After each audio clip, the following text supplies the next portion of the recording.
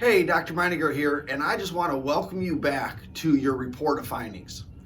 And we call this a report of findings because today we're going to be going over your exam findings and your x-ray findings, and we're going to be talking about whether or not any of these findings are the reason for any health problems or symptoms that you're experiencing. And so today in this video, I'm just going to teach you more about how to read x-rays. I'm going to also show you some examples of some misaligned x-rays. And that way, when we look at yours in private, you're going to know exactly what's going on.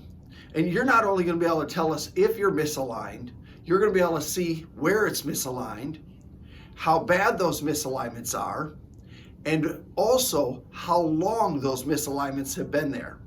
And the way we know how long your spine has been misaligned is because the longer your spine is misaligned, the more damage you get to the disc. So you end up with disc thinning and spurs. And I'll explain this in more detail in just a little bit. But first, I want to do a quick recap from your first visit. If you remember from your first visit, we talked about how from the front, your spine should be straight up and down. But from the side, it should have curves. So your neck and your low back curve towards the front, your mid back curves towards the rear. Now, if your spine misaligns in any direction, so it can be off midline, you can lose the curve, or the vertebra can twist out of place. Hopefully you remember we call those misalignments subluxations. And the subluxation causes nerve irritation or nerve interference. And it's the nerve interference that creates a lot of the health problems that people come in to see us for. So that's why we want your spine straight from the front and curves from the side, because when your spine's in good alignment, you feel better. I also want you to know that when your spine's in good alignment and you're not irritating those nerves, your body functions better, so you're healthier as well. And so the first x-ray I'm going to show you how to read is an x-ray of the low back from behind. So as you look at this x-ray, if I hold my model up there, that's what you're looking at. So you have the right pelvic bone, the left pelvic bone, the spine going up and down through the center. As you look at this x-ray, the first thing I want to point out is that both the right pelvic bone and the left pelvic bone are level. So you should be able to see there's a red line that goes across there. Both right and left pelvis touches the red line. Now that's important because if your pelvis is level, that gives your spine the best chance to go straight up and down. But if your pelvis is lower on one side or the other side, so let's say it's lower on the right, that will pull your spine off to the side. So we want your pelvis level and your spine going straight up and down through the low back, eventually into the mid back, the upper back, and the neck. So this would be the head all the way up here. So you got your head, your neck, your upper back and mid back, and low back. We want it straight up and down. But again, from the side, we want curves. So this is a normal side view of the neck. So if you look at this x-ray, it's the back of the head, the teeth. This person will be looking at the wall. As we look at this x-ray, we notice that there are 7 cervical vertebrae, so they just named them C1 through C7. C1, the top vertebra, should be angled up. That angle should be between 30 and 40 degrees. Then below that, every vertebra should be on that nice smooth arc. The space between the vertebra, that's the disc space. So as we look at these discs, we want plenty of distance between the bones. And then the front edges should be nice and smooth. We don't want to see any calcium buildup or spurs like we see on these later models here. So if you look here, nice and smooth, still smooth. Gets pretty jagged here though, and then even bigger spurs here. So, C1 angled up, nice smooth curve, wide disc spaces, and no spurs. That is the normal alignment of a healthy neck from the side. The low back from the side also has a curve, but there's only 5 lumbar vertebrae, so they name them L1 through L5. So this would be the sacrum and the tailbone. So if you're sitting right here. So you got your tailbone, sacrum, 5 lumbar vertebrae all on that curve, disc spaces, nice and wide, front edges, nice and smooth. So this is a normal x-ray of a healthy low back from the side. Now again, the reason that's so important is because when you look at how your body functions, you should realize that it is your brain that is controlling, coordinating every function of every organ, tissue, and cell in your body. As a matter of fact, your brain is controlling, coordinating every system to your cardiovascular system, your digestive system, and your immune system. So if you want a strong, healthy immune system, you have to have a nervous system that's functioning free of interference, because then you can fight colds and flus better. So again, brain sending information down the spinal cord, out these nerves to tell everything how to work. That's how the brain controls the function of the body. And as long as the messages can get from your brain to your body at 100%, it allows your body and all those organs the potential to function at 100%. But if your spine is misaligned and it irritates those nerves, now all of a sudden you develop a health problem. What does that look like? Well, up here it could be neck pain and headaches, symptoms into your arms, numbness and tingling in your hands. Here it could be mid-back pain, low back pain, and then these are the nerves that go in your legs, which is why you can hit a nerve in your low back and get pain down the back of your leg. Of course, if you've ever experienced that, you know we call that sciatica. And then you can even end up with numbness and tingling in your feet because these nerves go all the way to your toes. So those are some of the symptoms that you can get if you irritate or pinch the nerves to the muscles, the skin, or a joint. But again, those are the same exact nerves that are sending branches to all of your organs, telling these organs how to work. If you interfere with the nerve messages to an organ, you don't get pain, you get poor function. Pinch the nerve of the thyroid gland, it doesn't work well. It's fatigue and weight gain, but it's not pain. Irritate the nerves of the bronchial tubes, they go into spasm. You start to wheeze. That's asthma. Again, a breathing problem, but not a painful condition. Upper GI issues here like reflux and indigestion, lower GI issues down here, colitis, irritable bowel syndrome, constipation, even fertility issues.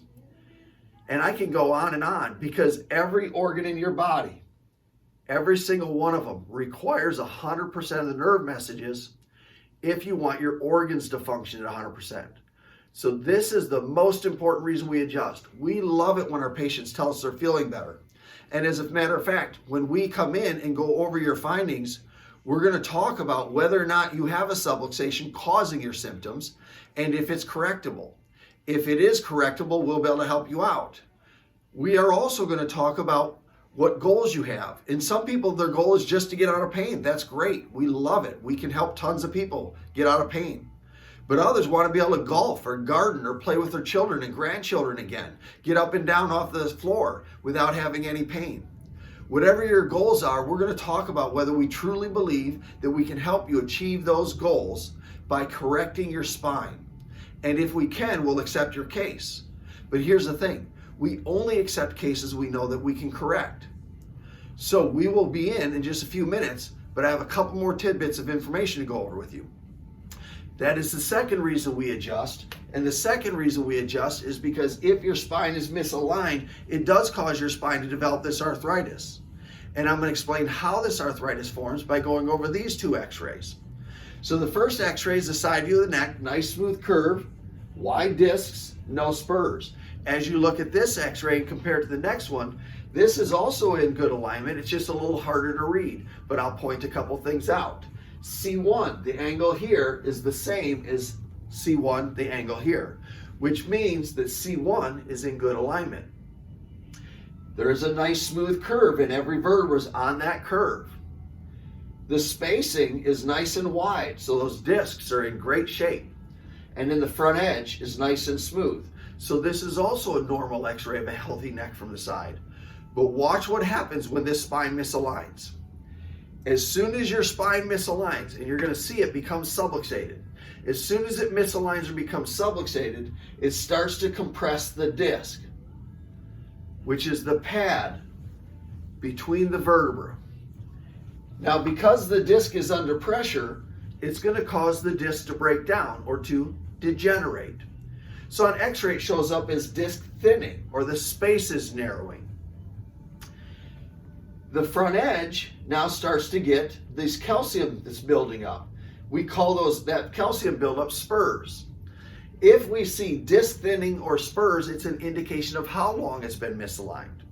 It also tells us how much correction we can make and how long that correction will take. So as we look at our models here again, if you have misalignments but there's no damage, the disc still looks good. It hasn't been under pressure long enough to break it down yet. If you see disc thinning like our second model here, that tells us that the disc has been under pressure for at least 10 years. If you see advanced disc thinning with spurs, that's at least 20 years old. And if it gets to be bone on bone and eventually fuses together, that's at least 30 years old. It takes a long time to get here. But if the vertebrae fuse together, there's nothing that we can do. You can't realign vertebrae that are fused. So we want to catch it as early as we can, preferably back here, and get it back in alignment. Because as soon as we get it back in alignment, we get the pressure off the disc. And as soon as we get the pressure off the disc stops degenerating. In other words, we can prevent future arthritis, but we can't get rid of what's already there. So the goal is to catch it here, correct it, and get the pressure off. Because if we do that and we stop it from progressing, you're better off. You're healthier the rest of your life. But if we don't and we allow it to advance, we can never get back to where it's at today. So that's the second reason we adjust. Get the pressure off the nervous system so that you feel good, your body functions well. Get the pressure off the disc so that it stops the degeneration so that you don't have arthritis or more arthritis as you age. Now here's the thing. This is also what tells us how long it's going to take to correct and how much correction we can make. So I'm going to give you some guidelines. It's like braces. Braces take a couple years on average to get teeth in alignment. If you want to correct your spine fully, you have to invest the time that it's going to take. Now, if you have no damage to what we call phase 1, that will average between 6 and 12 months. Phase 1 to phase 2 will average 12 to 18 months, but now we start to have some limitations. And in once you're to the right of phase 3, we have significant limitations, probably will never be able to get it in great shape. And then of course, once it gets to phase 3, there's nothing that we can do. So, want your problem corrected properly, you have to invest the time that it's going to take, most people between 6 and 18 months. And again, we will go over that in detail when we review your x-rays. Now the second piece in the correction process though is the frequency of adjustments. In the beginning, we start out at 3 times a week. The reason that we do is your initial adjustments aren't going to hold for very long. And so we adjust you, it moves you forward 3 steps, but now your muscles start to pull it back. So if you go 3 steps forward, but 2 steps, 3 steps back, you're not making a lot of gain. You also have to think of all the different things that are causing your subluxations. Most people think it's accidents and injuries. You fall down a flight of stairs. You get rear-ended. You have a sports injury. That can misalign your spine the moment it occurs. But there's many more subtle ways we can misalign our spine. Improper sleeping positions, stress, proper lifting techniques, even sitting in a computer or working on your phone, texting all day long can slowly misalign your spine. So again, we start out at 3 times a week so that we keep you moving forward faster than your bodies and your activities and your habits are trying to bring it back. Eventually, we can hold the adjustments long enough that we go to twice a week. And then at the end of 6 months, we perform a new exam with x-rays so that we can check in to see how much correction we've made, how much more correction do we need to make if it's going to take, say, 12 or 18 months, and then when are we ready to reduce it to once a week in what we call wellness care. And wellness care is the goal. We'll get to that in more details in the future, but right now we're going to focus on why you're here, what your findings are, and if it can be corrected. And then if it can be corrected, we're going to talk about the details of that correction process and what we need to do to help you regain your health and live the best life possible.